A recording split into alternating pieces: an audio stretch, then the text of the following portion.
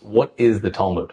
Boys in the Orthodox world start very young, fourth, fifth grade. They grow up with it as part of their DNA, let's say. The Rav described in our last talk about how you grew up in a home where the Talmud was the bone marrow, the mother's milk, right? You're on a train and you meet somebody. What is the Talmud? What are you spending 4 or 5 hours a day doing every day?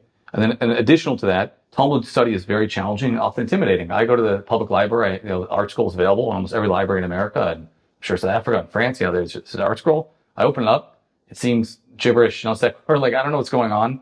What advice do you give someone just beginning their journey in the Talmud? So firstly, the Talmud was put together in a way where it needs a coach, needs a guide.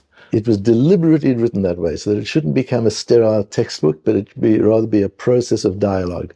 So it was written as notes to a teacher, really. And of course, the student has the notes in front of him or her as well, so that there is an engagement between teacher and student around the Talmud. That's how it was written. It was never intended to be a textbook to be studied on its own. What is the Talmud? There's a remarkable woman who's a current partner in my consulting business, who started with me some 30 years ago. She had very little Jewish background. She's Jewish, traditional, but really very little knowledge. And she didn't know much about the Talmud. And one of our clients asked her, where does my knowledge base come from? What universities did I go to? Where did I get that from? And she said, no, it doesn't come from there at all. It comes from the Talmud. And they said to her, what is the Talmud? And she answered with an answer that I still use as the greatest description of what the Talmud is. She said, I don't really know what the Talmud is, but the one thing I do know is that if you know the Talmud, you don't need to know anything else. That's an amazing description because it covers all of life. There have been great people who've played around with it. There was a great man, Rav Motel Pagamansky, who lived just before the Second World War and survived the Second World War, actually. He was ill in Vienna and had to be treated in the hospital, and the doctors told him that he shouldn't study. And of course, while he was in the hospital, he had to relax and take it easy. And he was bored out of his mind, so he felt he needed to be entertained a little bit. So he was in Vienna, the seat of secular knowledge and learning, philosophy and psychiatry and psychology and art and literature. Everything was in Vienna. So he said to friends, bring me experts in any subject and let them tell me some new ideas from their field, and I will tell them if their idea is true or false. If it's false, I'll explain to them why. If it's true, I will support it with a passage in the Talmud.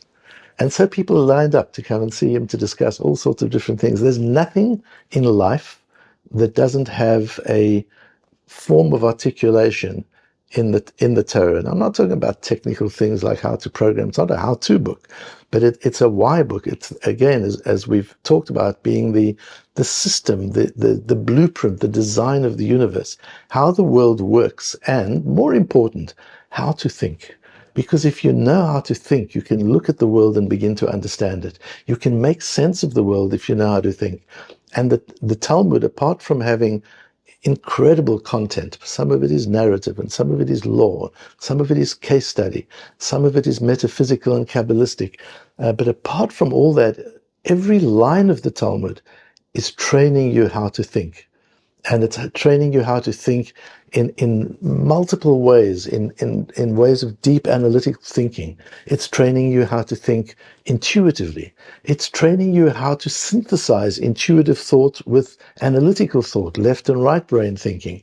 It's training you how to extrapolate, how to take an idea and develop. It's training you how to look at things that look the same and understand they're different, and how to look at things that look so different and understand at their core they're actually very similar and they're the same. It's training you to think in multiple tracks simultaneously. It's training you to hyperlink, to be able to look at an idea on one page and realize it's connected conceptually with a totally different idea in a completely different section of the Talmud, but to be able to make those linkages and see those patterns. So it trains you in pattern thinking and in system thinking. It's a remarkable system of thinking. And I have no doubt, I don't have proof for it, but intuitively, I have no doubt that this has had an epigenetic impact on on our people. Having studied the Talmud for so many generations, it's affected the way our brains are wired. And I wouldn't be surprised if that's the reason for our ridiculously high proportion of Nobel Prize winners, that the ability to innovate, the ability to think at the edge, is something that children learn at a very early age when they start studying the Talmud, and they carry on learning it throughout their lives. And although most of the Nobel Prize winners are not Talmud students, but their grandparents or great-grandparents were.